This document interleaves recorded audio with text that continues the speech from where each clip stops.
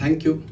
ತುಂಬ ಒಂದು ನಮ್ಮ ಸಮಯವನ್ನು ನಿಮ್ಮ ಅಪೂರ್ವವಾದ ಅಮೂಲ್ಯವಾದ ಸಮಯವನ್ನು ನಮಗೆ ಕೊಟ್ಟಿದ್ದಕ್ಕೆ ಅಶ್ವಿನಿ ಮ್ಯಾಮ್ ಕೇಳ್ಕೊಂಡ ತಕ್ಷಣ ಬಹಳ ಪ್ರೀತಿಯಿಂದ ಅದಕ್ಕೂ ಒಂದು ವಿಶೇಷವಾದಿದೆ. ಒಂದು ಘಟನೆ ಹೇಳ್ಬಿಡ್ತೀನಿ ಅಶ್ವಿನಿ ಮ್ಯಾಮ್ದು. ಬಹಳ ಕೆಲವು ದಿನಗಳ ಹಿಂದೆ ಅಶ್ವಿನಿ ಮ್ಯಾಮ್ಗಿದು ಮ್ಯಾಮ್ ನಮ್ಮ ಸಿನಿಮಾ ತೋರಿಸ್ಬೇಕು ಅಂತ ಫಾಲೋ ಅಪ್ ಮಾಡಿದಾಗ ಸತೀಶ್ ಸರ್ ಪ್ರಥಮ್ ಇದ್ದಾರೆ ಒಂದ್ಸಲ ನೋಡಿ ಅಂತ ಕಳಿಸ್ಕೊಟ್ಟ ತಕ್ಷಣ ಟ್ರೈಲರ್ ಕೊಟ್ಟ ತಕ್ಷಣ ಚೆನ್ನಾಗಿದೆ ಅಂತ ಹೇಳಿದೆ. ಮೇಡಮ್ ಒಂದು ಮಾತು ಹೇಳಿದ್ರು, ಪ್ರಥಮ್ ಬನ್ನಿ ಒಂದ್ಸಲ ಮಾತಾಡ್ತೀನಿ.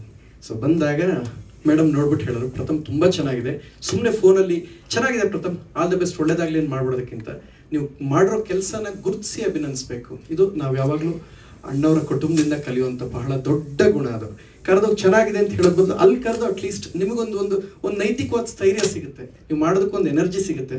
ಸೊ ಇದು ಅಶ್ವಿನಿ ಮ್ಯಾಮ್ ಹೋದ ತಿಂಗಳು ಮಾಡಿದಂತಹ ಕೆಲಸ. ಇದು ಕೇಳ್ಕೊಂಡು ಮೆಸೇಜ್ ಬರೀ ವಾಟ್ಸಪ್ಪಲ್ಲಿ ಸರ್ ಹೇಳಿದ್ರು ಅಂತ ಕಳಿಸಿದ ತಕ್ಷಣ ಮೇಡಮ್ಗೆ ಕಳಿಸಿ ಪ್ರಥಮ್ ಅಂತ ಹೇಳಿದಾಗ ಅದೇ ಮೇಡಮ್ಮೇ ಫೋನ್ ಮಾಡಿ ಕರೆಸ್ಕೊಂಡು ಹಾರೈಸಿದ್ದು.